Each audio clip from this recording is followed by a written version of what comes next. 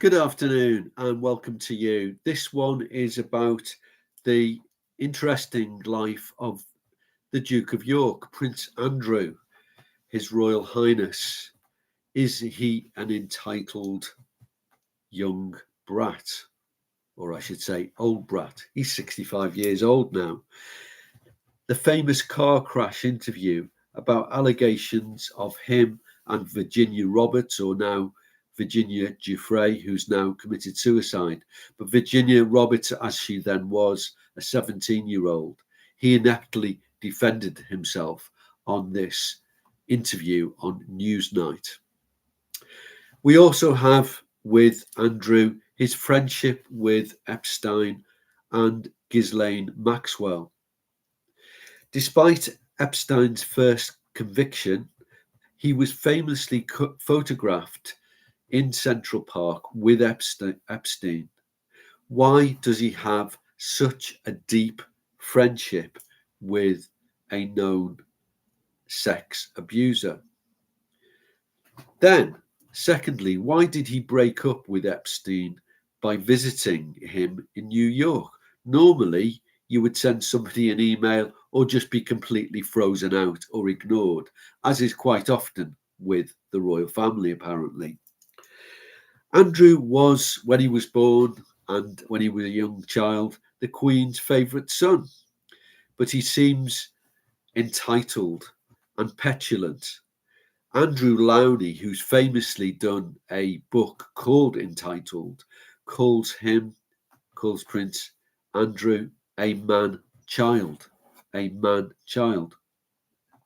Lowney's book is an expose of Andrew and his wife Fergie, and it has received some considerable publicity.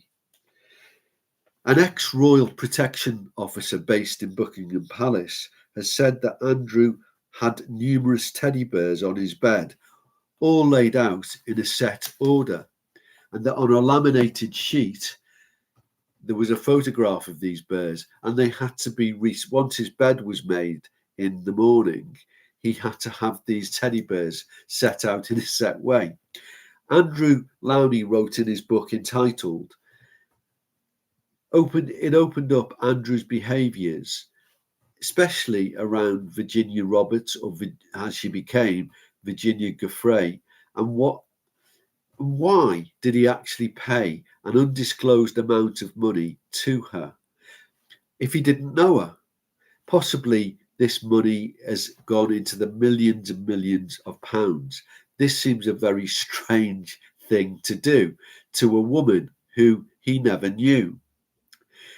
Tragically, Virginia committed suicide in 2025, and perhaps we may never know the full story, if at all. If Andrew never knew her, it does seem a very strange conundrum. Why was she paid off by Andrew's estate? And then we have all the links of Andrew to Epstein and Ghislaine Maxwell. There's lots of speculation swirling around in that strange three-way relationship. What we know is he had a very, very long friendship with Epstein, and for many years it went on and on.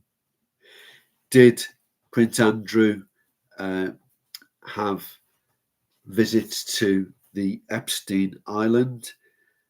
How were these procured girls and Andrew, how did they interact?